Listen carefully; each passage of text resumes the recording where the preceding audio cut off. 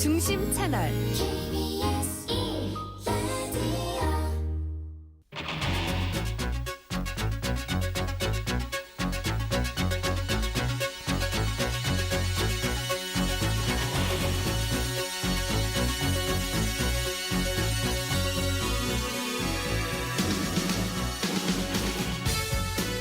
안녕하십니까. 성기영의 경제쇼 성기영 아나운서를 대신해서 진행을 맡은 아나운서 김기만입니다. 이재명 정부의 첫 번째 세제 개편안이 발표가 됐습니다. 코스피 5천 시대에 좀 더 다가가기 위해서 부동산 세제보다 증시 부양을 위한 세제가 담길 것으로 기대됐지만 허약해진 세입 기반을 채우기 위해서 지난 윤석열 정부의 감세 정책을 원상 복구하고 오히려 증시 부양 효과는 반감되는 정책이 나왔다는 지적이 나오고 있는데요. 여기에 주식 양도소득세 과세 대상인 대주주의 범위를 현행 50억 원에서 10억 원으로 낮추는 방안이 포함되자 개인 투자자들의 반발이 거세지고 있습니다. 세제 개편안을 둘러싼 후폭풍이 커지자 민주당이 재검토 의사를 밝히기도 했는데요. 이번 세제 개편안을 둘러싼 논란 잠시 후에 자세히 짚어보겠습니다. 6.27 대책이 시행된 지 한 달이 훌쩍 지난 가운데 최근 아파트 시장에서는 전세 대신 월세나 반전세 계약이 빠르게 확산하고 있습니다. 전세금을 마련하기 어려운 세입자가 늘어난 데다 임대인 역시 월세를 선호하는 분위기가 강해졌기 때문이라고 하는데요. 최근 주택 임대차 시장에서 불고 있는 전세 월세화 자세히 살펴보겠습니다. 이 시간 유튜브로도 함께합니다.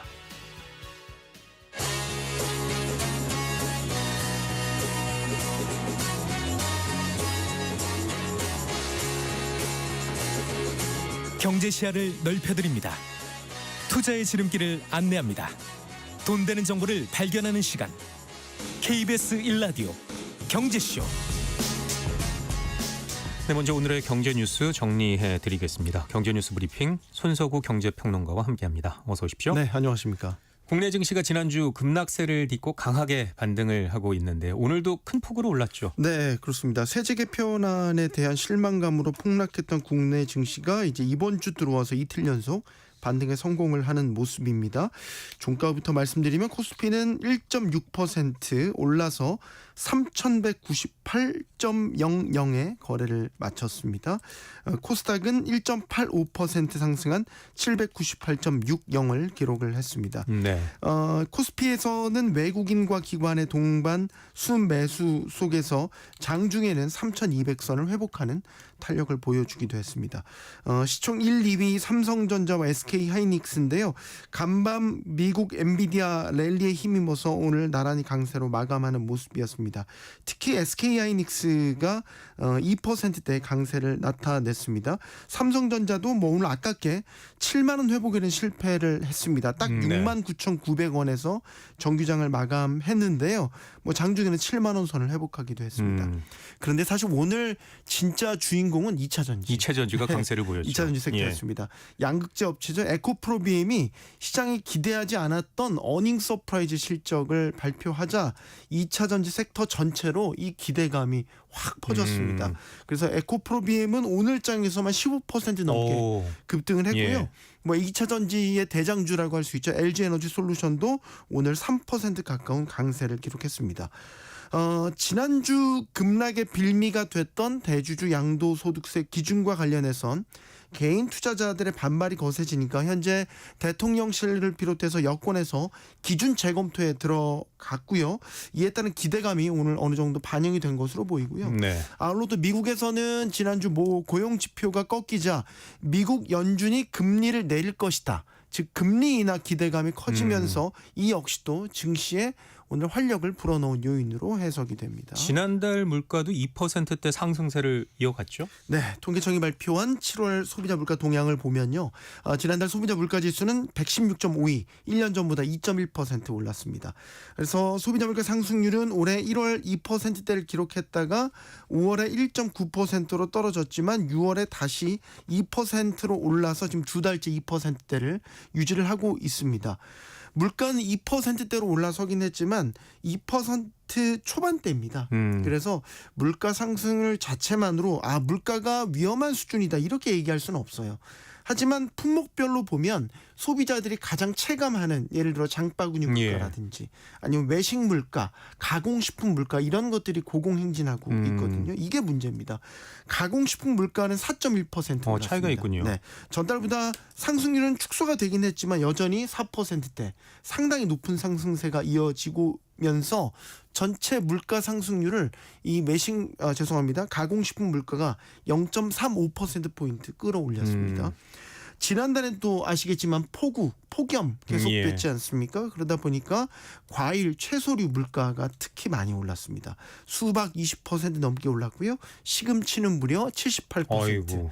배추 25%, 상추 30% 급등했습니다. 예. 지난달에 지급되기 시작한 소비 쿠폰 영향도 물가에 일부 반영이 됐다고요. 네. 이게 이제 소비 쿠폰으로 많이 사드시는 품목들이 있잖아요. 그런 것들, 그러니까 소비 쿠폰 발급에 밀접한 품목의 물가가 일부 상승하는 모습을 보인 거예요. 대표적으로 한우. 예, 고기 많이 사 드신다고 하더라고요. 그렇죠. 예. 한우 소비가 늘어난 겁니다. 지난달에 국산 쇠고기 물가 4.9% 뛰면서 전달보다 상승폭이 커졌고요. 외식 소고기 물가 이것도 1.6% 오르면서 역시 전달보다 강세를 보였습니다. 다만 이제 소비 쿠폰 지급이 시작했던 시기가 지난달 하순경이었지 않습니까?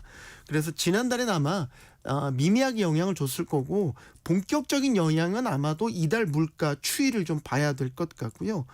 한편 소비자 물가에 가장 큰 영향을 미치는 것 중에 하나가 석유류인데 석유류는 국제유가 하락 영향으로 지난달에는 1% 하락하는 모습을 나타냈습니다. 그렇군요. 자, 한미 관세 협상이 타결된 가운데 정부가 후속 협상을 계속해서 준비를 하고 있는데요. 논란이 된 대미 투자 수익 배분에 대해서 김정관 장관이 계속 협상을 하겠다 이런 입장을 밝혔다고요. 네, 그렇죠. 한미 관세 협상 타결한 가운데서 이제 우리 정부가 미국에 약속한 3,500억 달러의 대미 투자 부분이 있죠. 근데 여기에서 이제 논란이 됐던 부분은 대미 투자에서 발생한 투자 수익의 90%는 미국이 가져간다라는 겁니다. 이 얘기를 이제 협상 타결 후에 도널드 트럼프 대통령이나 하워드 러트링 미 상무부 장관이 이런 사항을 이제 SNS에 공개를 하면서 이게 논란이 된 거죠. 근데 이제 김 장관이 오늘 한 라디오 방송에 출연을 했는데요. 대미 투자 펀드 수익의 90%를 미국이 가져가냐 이 질문에 대해서 그건 아니다라고 명확하게 선을 그었습니다. 그건 이제 분야가 정해져 있고 펀드에 관한 이야기입니다. 90대 10이니 뭐 10대 90이니 이런 논란들이 있지만 상식적으로 말이 되는 게 아니다라고 말을 했고요.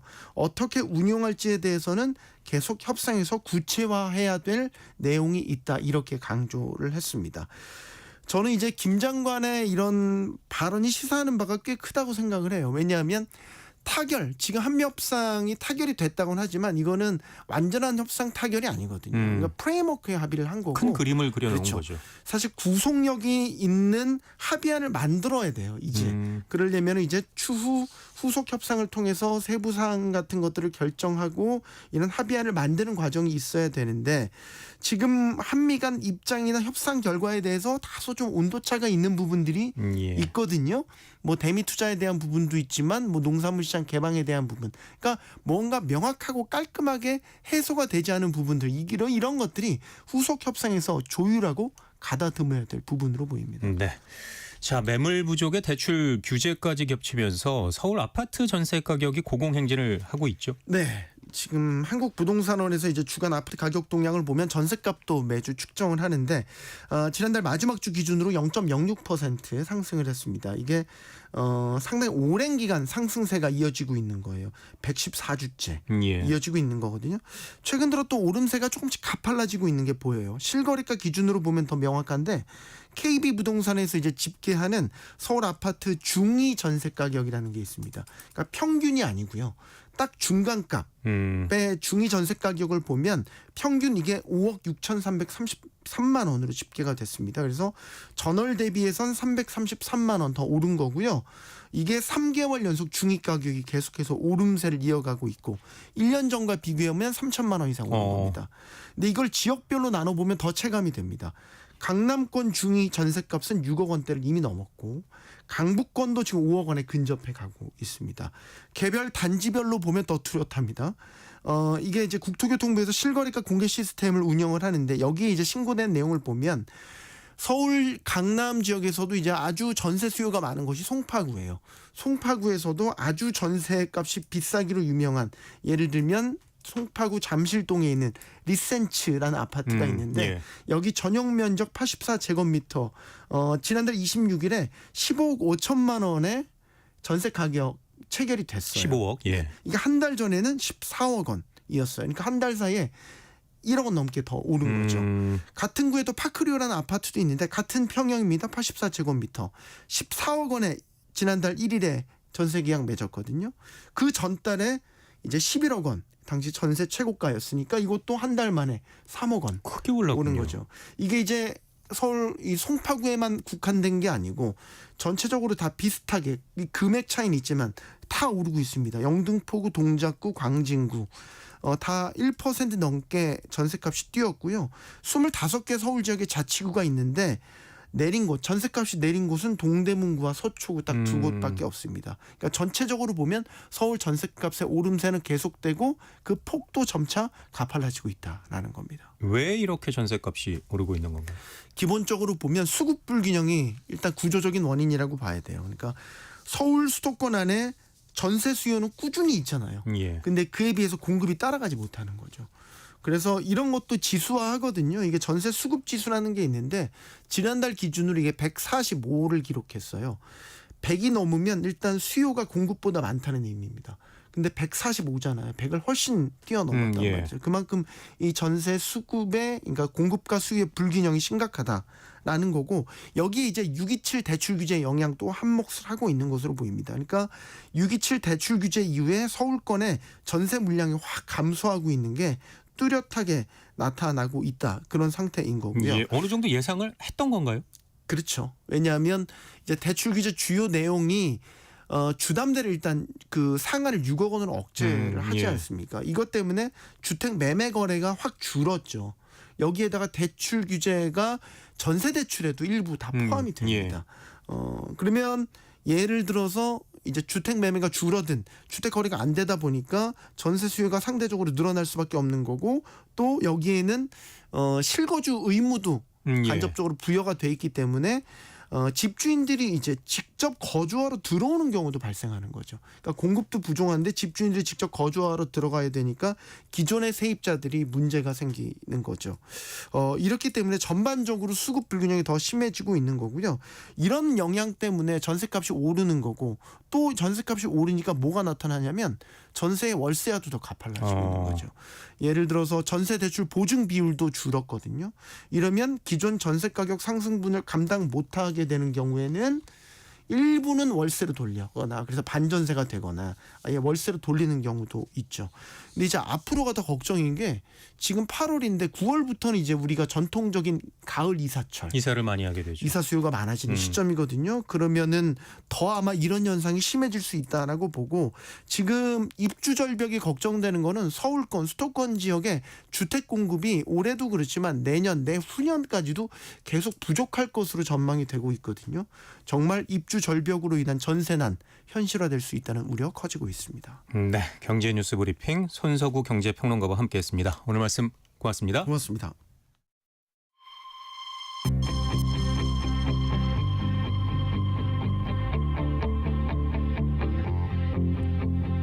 경제 전문가의 원포인트 레슨.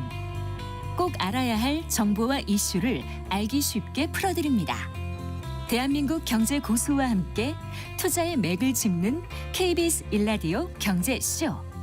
진행의 성기영 아나운서입니다. 네, 이재명 정부의 첫 세제 개편안 후폭풍이 거셉니다. 특히 주식 거래 시 양도세를 내야 하는 대주주 기준을 현행 50억에서 10억으로 낮추는 방안에 대해서 개인 투자자들의 불만이 커지고 있는데요. 국민청원이 현재 13만 명을 돌파한 상황입니다. 뿐만 아니라 해당 소득 분리과세 요건에 대해서도 지적이 계속 나오고 있는데요. 왜 논란이 끊이지 않고 있는지 자세히 짚어보겠습니다. 원상필 한국항공대 경영학부 교수 함께하겠습니다. 어서 오십시오. 네, 안녕하십니까. 자, 지난주 금요일이었죠. 자본시장과 관련된 2025년 세제 개편안이 발표가 됐습니다. 정부로서는 나름 부동산에서 증시로 머니무브를 기대하면서 과거 정부와는 달리 부동산 관련 세제는 없고 증시 부양을 위한 세제 개편안을 마련을 했는데요.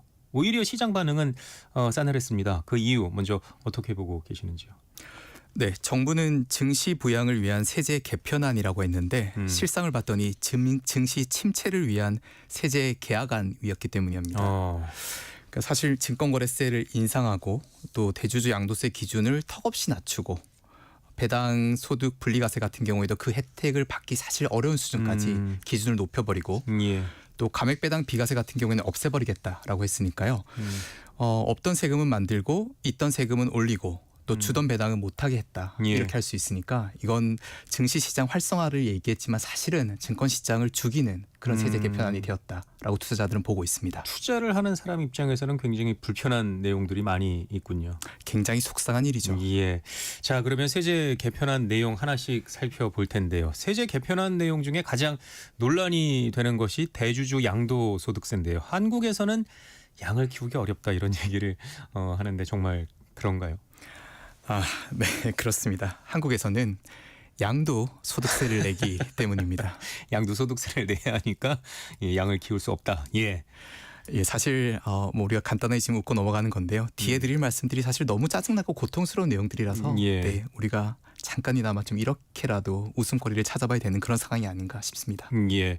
자, 그런데 양도세 부과 대상인 대주주 기준을 50억 원에서 10억 원으로 되돌리겠다고 하자 양도세를 회피하기 위한 매물이 연말마다 쏟아지면서 시장이 왜곡되는 현상이 반복해서 일어난다면서 거세게 반발을 하고 있는데요. 실제 50억 원 이상 대주주 양도세를 내는 투자자가 얼마나 되고 생각해 보면 뭐 정말 주식을 많이 갖고 있는 오너들은 뭐 양도세를 낸다고 해도 보유한 주식을 팔 수도 없을 텐데 진짜로 시장이 왜곡이 되는 게 맞는지 궁금한데요.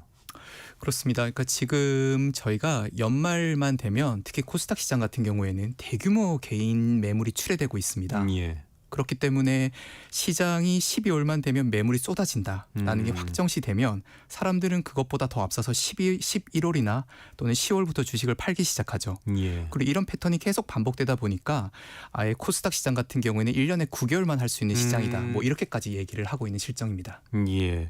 대략 대주주 양도세 대상이 되는 사람들이 어느 정도나 되나요? 기존의 50억 같은 경우에는 정부에서 발표한 자료를 보면 대략 한 2,000명 정도 된다라고 추정됩니다. 예. 그러니까 사실 2,000명이면 지금 국내 상장된 주식이 총 2,600 종목이니까요. 말 그대로 정말 대주주입니다. 저희가 생각하는 비싼 차를 타고 가장 큰 자리에 앉아 있는 회장님들이죠. 예. 뭐 이런 분들에게 세금을 조금 더 받겠다라고 하는 건 누구도 그럴 수 있다라고 생각을 하죠. 동의할 겁니다. 예. 근데 이제 그 기준을 10억으로 낮췄거든요. 그렇게 되면 대략 숫자가 한 15,000명 정도로 늘어나게 되는데 확 늘어나게 되는군요. 예. 근데 사실 15,000명 정도도 지금 국내 주식 투자하는 인구가 1,500만 명이니까요. 예. 극히 일부분이죠. 퍼센트로 따지면 예. 맞습니다. 근데 문제는 이걸 10억으로 낮추게 되면 사람들이 그 정부에서는 10억 낮추게 되면 기존에 50억에서 세금 받던 것들을 10억까지 다 받을 수 있겠지라고 생각하지만 그 기준에 해당되는 사람들이 다 10억 밑으로 주식을 팔아버리게 되는 거죠. 역시 같은 현상이 또 반복되는군요. 금액의 차이는 있지만. 맞습니다. 그래서 시장은 폭락하는데 정작 세금은 걷지 못하는 이런 문제가 발생할 수 있습니다. 그래서 대주주 양도세 반대 청원이 현재 13만 명을 넘은 건가요? 그렇습니다. 정부에서는 이건 정말 특정하게 일부 대주주들한테만 세금을 가세하는 거다라고 하는데 만약 정부 말이 맞다라고 하면 이렇게 10만 명이 넘는 투자자들이 이렇게 흥분해서 게시판에 글을 올리거나 반대 투쟁을 하지 않죠. 그러니까 이 말은 정부의 이 세제 개편이 직접적으로 개인 투자자들한테 피해로 옮겨진다는 이야기고 반대로 정부는 지금 국민들한테 제대로 된 설명을 하지 않고 거짓말을 하고 있다. 이렇게 보는 게 맞는 것 같습니다. 예.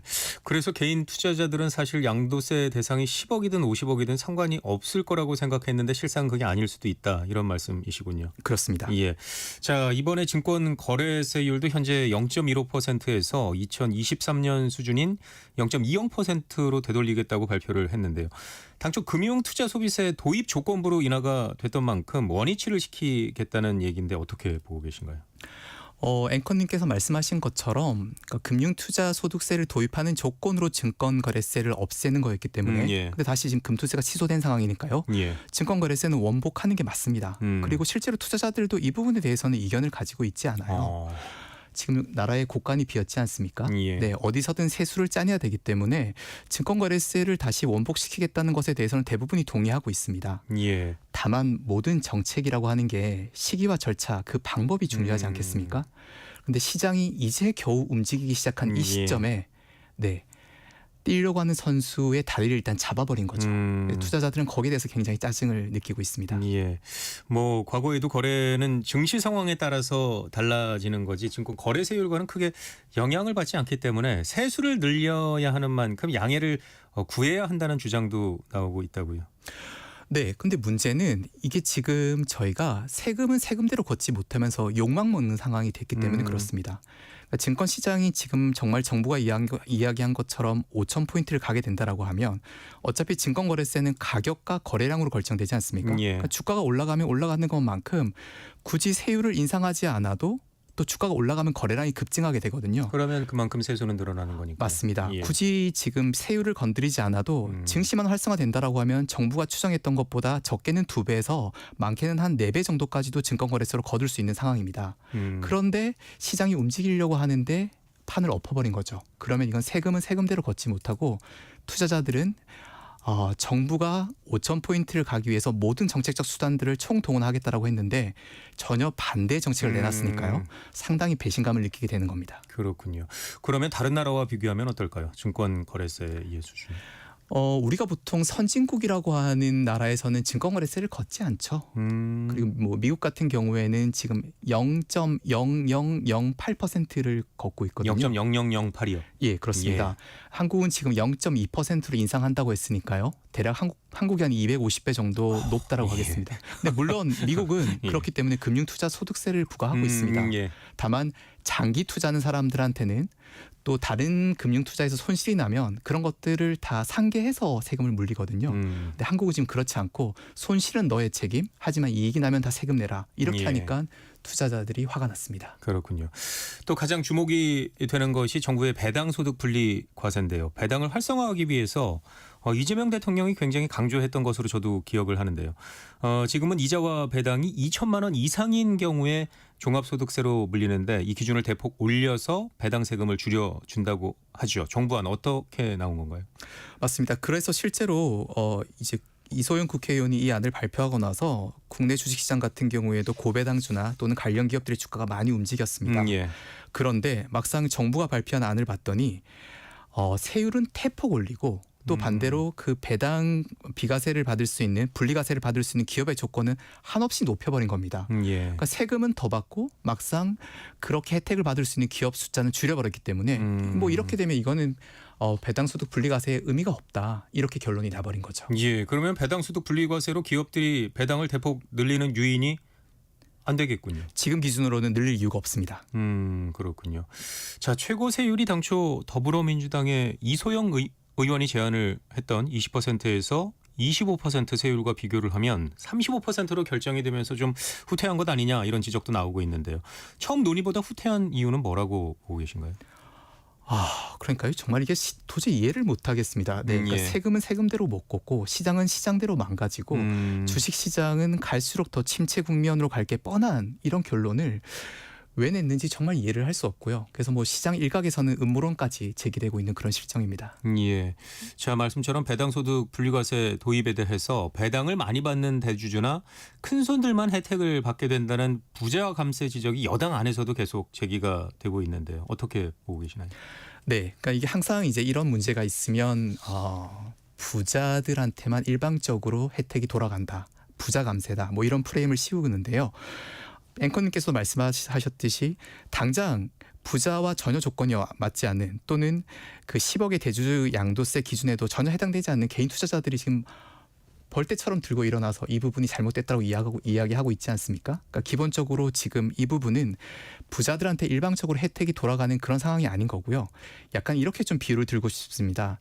예전에 한국이 한참 경제 개발을 할 때 왜 고속도로, 경부고속도로를 저희가 만들 때 당시 많은 정치인들이 반대를 했었습니다. 예. 그때 반대 논리가 이거였죠. 왜 차 가진 부자들만 이용할 수 있는 고속도로를 만드느냐. 네, 지금 한국도 마찬가지 상황입니다. 자본시장에 고속도로를 놓겠다라고 하는 상황인데 일부 잘못된 판단을 가지고 그런 식으로 공격을 하고 있는 거죠.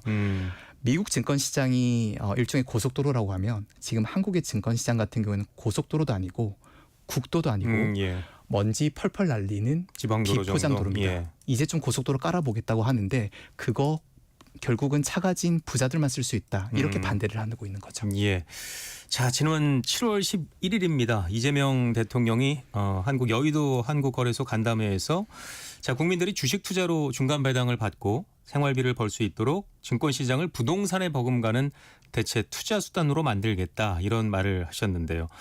과세율이 후퇴하면서 시총이 높은 기업들이 포함이 안 된다면 국민들이 중간 배당으로 생활비를 벌 수 있을까요? 지금 정부가 발표한 안대로라고 하면 벌 수 없습니다. 예, 단호하시군요. 네, 그렇습니다. 예. 자, 이번 배당소득 분리 과세가 2028년까지 한시적으로 도입이 되는데요. 자, 이번 정부의 세제 개편안으로 장기 투자를 유도할 수 있을까요? 장기 투자하지 말라는 얘기죠. 예. 왜냐하면 대주주 양도세 기준을 10억으로 턱없이 낮췄기 때문에 연말마다 계속 매물은 쏟아지게 됩니다. 그러니까 무조건 주식을 팔고 가야 되는 상황을 정부가 만들었고요. 그다음 배당 투자 같은 경우에도 기본적으로 길게 가져가는 게 배당 투자지 않습니까? 근데 정부 같은 경우에는 이번에 이걸 3년간 한시적으로 시행한다고 했습니다. 그러니까 언제 없어질지 모르는 거죠. 그런데 배당을 바라보고 길게 가져가라? 이거는 전혀 맞지 않는 정책입니다. 그렇군요. 자, 이번 세제 개편안에는 종합부동산세와 같은 부동산 세제가 빠졌죠. 자, 이재명 정부는 출범 초기부터 코스피 5천을 내걸면서 부동산에서 증시로의 자금 이동을 유도했는데요. 그런데 이번 세제 개편으로 볼 때 부동산에 쏠린 자금이 이동하기는 쉽지 않아 보이죠. 지금 시중의 유동성만 하더라도 4,500조를 넘어가고 있거든요. 예. 이 엄청난 유동성이 결국은 부동산 아니면 증권시장으로 가야 되는 상황인데 지금 부동산으로 가게 되면 정말 큰일 나지 않습니까? 예. 그래서 이걸 주식시장으로 물꼬를 터주자라고 한 건데 이번 세제안대로만 하면 오히려 주식시장으로 가지 말고 더 부동산에 투자해라 이런 시그널을 준 상황이 아닌가 생각됩니다. 예. 자, 코스피 5천으로 가는 길목에서 찬물을 끼얹었다고는 하지만 자, 여당에서 상법 개정안 2차로 자사주 소각 의무화 등을 8월 국회에서 통과를 시키겠다 목표로 추진을 하고 있는데요. 2차 상법 개정안 등이 이번 세제 개편안 내용을 좀 상쇄시키지 않을까 이런 역할을 기대를 하기도 하는데요. 어떻게 보고 계십니까?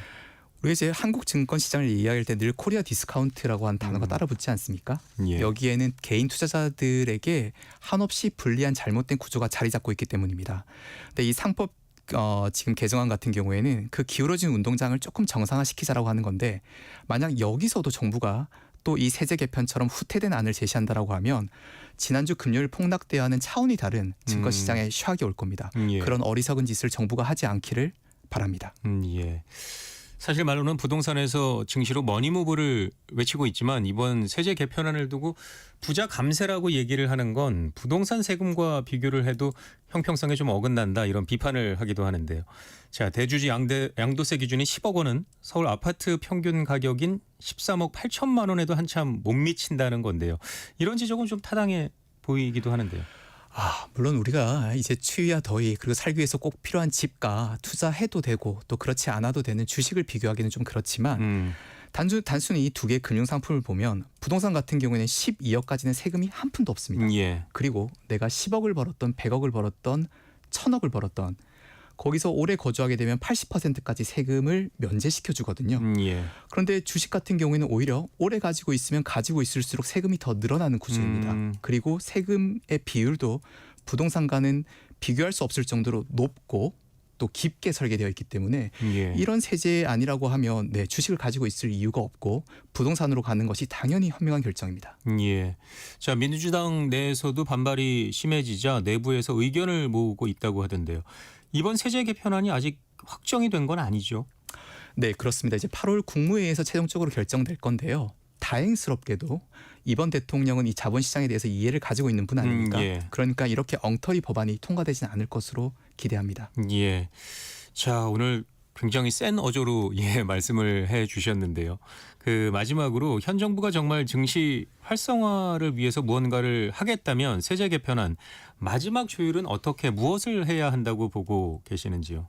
일단 지금 시장에 던졌던 이 충격적인 세제 개편안을 철회하고 하루빨리 시장에 사과하고 원복시켜주는 게 맞죠. 그리고 국민의 한 사람으로서 말씀드리면 앞으로 이 정부가 해야 될 정말 험난한 과제들, 이를테면 교육개혁이나 또는 노동시장 개혁 같은 경우에는 이 자본시장 개혁과는 비교할 수 없을 정도로 힘든 과제거든요. 예. 그래서 국민들한테 정말 믿고 따라와 달라, 우리가 최선을 다해서 정말 바꾸겠다라고 해도 국민들이 사실 동의하기 힘든데 벌써부터 이렇게 어제 했던 얘기와 오늘 한 말이 틀려지게 되면 어떤 국민이 정부의 정책을 믿고 따라가겠습니까? 예. 그래서 저는 이 정부의 성공을 바라는 마음에서 빨리 이 잘못된 세제 개편안을 취소하고 원복하고 그리고 코스피 5,000포인트를 위한 정상적인 선진화의 길을 가는 것이 나머지 정책들을 성공시키는 데 있어서도 무엇보다도 중요하다고 생각합니다. 그렇군요.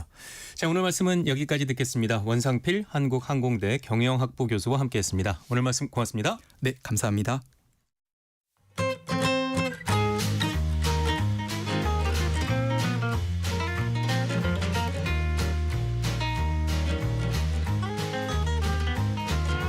경제 맛집 투자 핫플.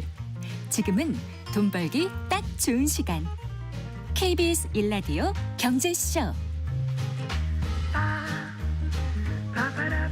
자, 이번엔 부동산 시장을 한뼘 깊게 분석을 해보고요. 한 발 빠르게 전망해보는 시간입니다. 부동산 투자 분석 우리은행 함영진 부동산 리서치 랩장과 함께하겠습니다. 어서 오십시오. 네, 안녕하세요. 자, 627 대출 규제 이후에 매매 시장은 거래가 좀 줄어든 것 같은데요. 전월세 가격은 계속 오르고 있죠.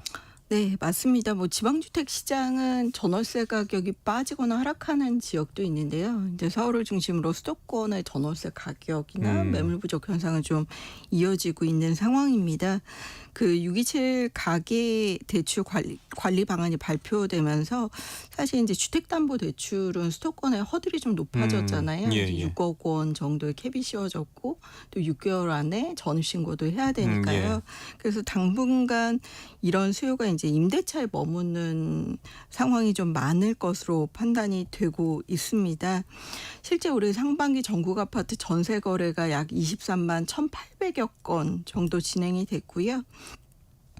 월세 거래 같은 경우도 지금 25만 8천여 건 정도로 지난해 하반기보다 거래량은 좀 늘었다고 할 수 있겠습니다. 예. 서울 아파트 전세가도 이제 지난해 평당 한 2,004만 원 정도였는데 이제 올해는 2,012만 원 정도로 오름세가 꾸준하게 나타나고 있습니다. 예. 주택 임대차는 크게 전세와 월세 유형으로 나뉘는데요. 요 몇 년 사이 월세화가 상당히 진행이 됐다고요. 네, 맞습니다. 이제 지난해 말 좀 본격화한 기준금리 인하 이슈도 있었고요. 또 수도권을 중심으로 한 주택 공급 부족 문제가 좀 겹치면서 전세가 상승 이슈도 있었고요. 임대차 보호법에 따라서 이제 갱신권 사용이 가능하기 때문에 임대료와 관련된 갱신권을 사용하면 시장에 출회되는 전세 매물이 좀 줄어들 수 있겠죠. 이제 이런 부분들이 전세 매물 부족 현상이라든지 또 월세화 속도를 좀 높이고 있다고 봐야 될 것 같은데요. 네. 실제 전국 주택의 월세 거래 비중이 지난해 57.8%에서 올해는 한 61% 정도 상승세를 보이고 있습니다. 같은 기간에 전국 아파트 월세 거래 비중도 43.8%에서 45.6%로 좀 오름세를 보이고 있고요. 계속해서 늘어나고 있군요. 네, 그리고 이제 비아파트라고 할 수 있죠. 연립다세대, 단독다가구 이런 이제 오피스텔 같은 이제 비아파트 같은 경우는 올해 월세 거래 비중이 이제 74.9%로 사실상 10채 중에 7채는 이제 월세로 거래되고 있습니다. 생각보다 많이 월세로 거래가 되고 있군요. 네, 그래서 이제 서울 주택 시장을 살펴보면 올해 이제 전체 주택으로는 이제 월세 거래 비중이 한 63.7% 정도 되고요. 아파트는 이제 전세가 자체가 비싸기 때문에 월세 거래가 좀 44% 정도 차이가 좀 나는군요. 예, 되고 비아파트는 74%로 좀 비중 차이를 보이고 있습니다. 예, 일각에서는 지난 627 대출 규제 이후에 수도권과 규제 지역 내 전세 대출 규제 수위가 높아지면서 월세화가 좀 더 빨라졌다는 얘기도 있거든요. 네, 맞습니다. 이번에 627 대책에서 전세 대출과 관련된 수위도 상당히 높아졌습니다. 그래서 전세 대출 규제가 이제 월세화를 좀 가속화시켰다. 이런 얘기들도 좀 나오고 있는데요. 일례로 6월 28일부터 수도권의 전세대출 보증 비율이 이제 90%에서 80% 정도로 강화됐습니다. 그러니까 그러니까 전세금의 한 80% 정도만 사실상 좀 대출을 받을 수 있다고 봐야 될 것 같고요. 그 소유권 이전 조건부 전세대출 규제까지 금지하고 있기 때문에 이제 수도권 아파트 입주장에서 임대인의 분양잔금을 임차인의 전세대출금 보증금으로 해결하는 것이 6월 28일부터 좀 어려워지기도 금지가 했었고요. 됐죠. 예. 네, 그리고 수도권 임차인의 전세대출 총액이 감소하거나 아파트 입주 시장에서 전세 매물 출회가 일부 좀 줄어들면서 이런 부분들이 월세와 영향을 주는 것으로 보여집니다. 예. 자, 6월 28일 대출 규제 전후로 서울 지역 아파트 전월세 매물량 변동이 뚜렷하다고 하던데요. 실제로는 어떤가요? 네, 이제 인터넷 포털 그 네이버 페이 부동산의 이제 매물 정보를 수집해 가지고 데이터를 제공하는 부동산 정보 업체 아실 데이터를 좀 살펴볼 필요가 있는데요. 네. 7월 25일 조사 기준에 서울 아파트 월세 매물이 19,242개로 그 627 대출 규제 전 18,872개와 비교하면 한 2% 정도 월세 매물이 늘었다고 할 수 있겠고요. 반면에 같은 기간 전세 매물은 24,986개에서 한 4% 이후 감소한 상황입니다. 그러니까 전세 매물은 줄고 확실히 월세 매물이 좀 늘었다고 할 수 있는데요.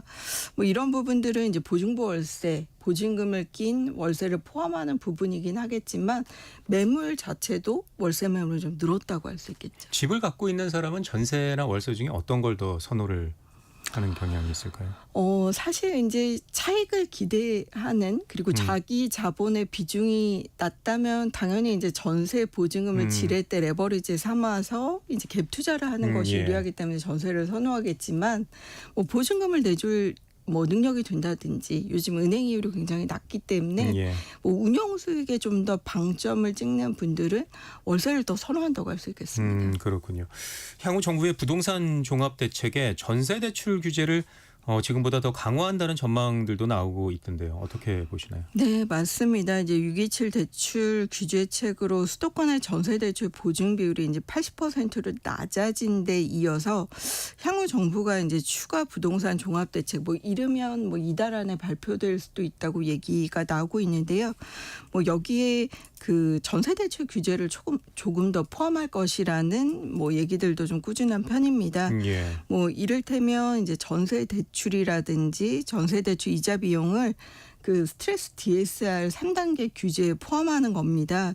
뭐 그렇게 되면 뭐 사실 이제 전세 대출의 원금은 이제 집주인의 대출 규제에 포함하고 예. 이자 전세 대출 이자 부분은 임차인의 스트레스 DSR에 포함하고 뭐 이런 얘기들도 지금 정책적으로 검토하고 있다고 하는데요. 뭐 그렇게 되면 뭐 전세 대출이 제한되기 때문에 월세화가 좀 빨라진다든지 또는 월세화 속도가 지금보다는 좀 비약적으로 늘어날 수도 있다. 예. 뭐 이런 얘기도 나오고 있는 것 같습니다. 전세 대출 규제가 더 강화가 되면 집이 없고 돈이 좀 없는 사람들은 월세를 선택할 수밖에 없는 상황이 되겠네요. 그렇습니다. 예. 실제 거래되는 아파트 월세 거래 가액대도 점차 높아지고 있다고요. 네, 아파트 월세 거래 중에 이제 고가 월세 거래 비중이 좀 꾸준하게 늘고 있다고 할 수 예. 있는데요. 이제 국토교통부의 실거래가 공개 사이트 정보를 가공해서 살펴보면 이제 올해 전국 아파트의 월세 거래 중에 100만 원 이하 월세 거래 비중이 80.53%로 비교적 좀 압도적인 비중을 나타내고 있습니다. 하지만 이제 100만 원 초과 200만 원 이하의 고가 월세 거래 비중도 우리가 2022년에는 한 14% 정도 됐다면 이제 올해는 거의 한 16% 정도 비율을 차지하고 있으니까 확실히 고가 월세도 좀 비중이 늘었다고 할 수 있겠고요. 예. 뭐 반면에 같은 기간 50만 원 이하의 월세 거래 비중이 한 5%포인트 감소했으니까 50만 원 이하의 저가 월세는 줄고 사실 이제 100에서 200만 원 넘는 고가 월세는 과거보다 늘었다고 할 수 있겠죠. 그 고가 월세가 늘었다는 건 기존에 전세를 이용하시던 분들이 월세로 왔다고 해서 뭐 그럴 수도 있겠고요. 이제 물가 상승이라든지 이런 부분들에 따라서 월세 가격도 높아진다고 할 자체가. 수 있습니다. 예. 네. 서울 아파트 월세가는 어떤가요? 2022년과 비교하면 올해 서울 아파트 월세 거래가액 대별 비중도 저가는 줄고요. 고가 월세는 늘어나고 있는 건가요? 네, 맞습니다. 이제 2025년 서울 아파트 가액대별 월세 거래 비중은 이제 50만 원 초과 그리고 200만 원 이하가 이제 50.1%로 절반을 좀 넘긴 상황인데요. 예. 생각보다 300만 원 이상의 초고가 월세도 많습니다. 24년, 그러니까 지난해는 5.36%, 근데 올해도 5.41%로 300만 원 넘게 월세를 내고 있는 아파트도 5% 정도를 차지하고 있다고 할 수 있겠고요. 특히 이제 3년 전과 비교하면 50만 원 이하 구간과 50만 원 초과 100만 원 이하 구간 이런 이제 월세 비중이 사실 한 3%에서 1.5% 감소했습니다. 근데 반면 100만 원대, 200만 원대, 그리고 300만 원대 초과하는 고가 월세 거래 비중은 관련 수치가 모두 증가하고 있는 상황이기 때문에 예. 서울도 월세와 특히 이제 월세와뿐만 아니라 고가 월세 비중의 증가가 더불어 나타나고 있어서 이런 부분들이 임차인의 부담으로 이어지고 있다고 봐야 되겠습니다. 예. 사실 연초에 기준금리도 인하를 했고요. 또 향후 경기 등을 고려하면 금리 인하가 지속될 것이라는 목소리가 많은데요. 금리가 인하되면 임대인의 월세 선호 현상은 더 커지지 않을까요? 그렇다고 예. 봐야 되겠죠. 이제 한국은행의 기준금리가 지난해 10월 3.25%에서 이제 세 차례 금리가 낮아지면서 올해 현재 기준으로는 이제 2.5% 기준금리를 기록하고 있습니다. 한국은행 조사 기준 이제 금융기관의 저축성 수신금리를 살펴보면요. 예. 기준금리가 인하되게 되면 예금금리도 같이 떨어지게 되는데요.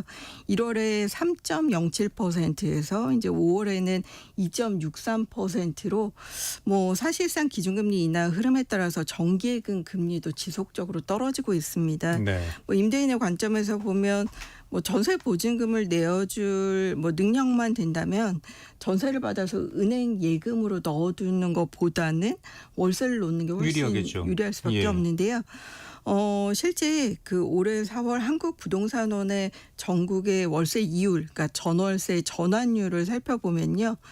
전체 주택 기준으로는 6.4%로 사실상 금융권의 저축 수신 금리 2.63%에 비해서는 2배 이상 높은 편이라고 할 수 있겠죠. 네. 시세 차익 목적으로 전세를 끼고 주택을 사는 갭 투자 수요를 제외한다고 본다면 보유와 임대를 통해서 운영 수익을 좀 극대화하고 사실 월세를 받아서 이런 부분들을 재산세나 종부세 같은 세금을 내는 부분으로 임대인의 입장에서 활용할 수도 있기 때문에 월세를 선호하는 현상이 저는 조금 더 늘어날 수 있다고 보여집니다. 그렇군요.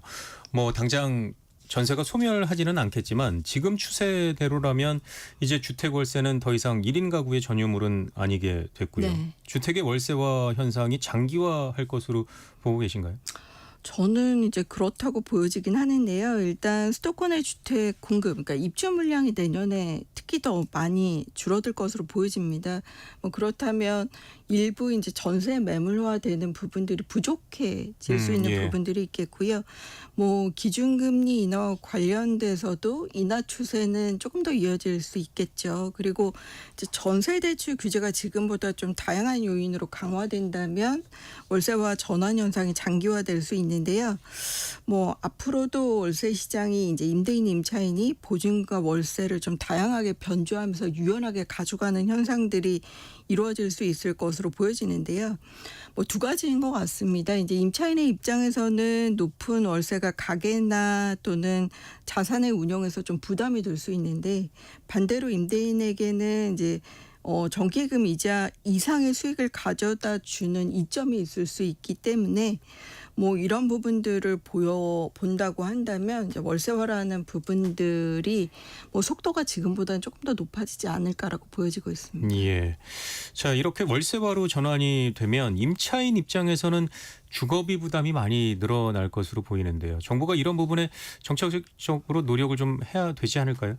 그렇다고 보여집니다. 일단 2022년부터 4년까지는 사실 이제 역전세 전세 사기 이슈 그리고 이제 전세와 관련된 피해자, 전세 사기 피해자만 3만 명을 육박하면서 사실 전세라는 게 이제 저렴한 임대차가 아니라는 인식도 조금씩 생기고 있고요. 그리고 이제 전세라는 제도 자체가 글로벌 스탠다드는 아니긴 합니다.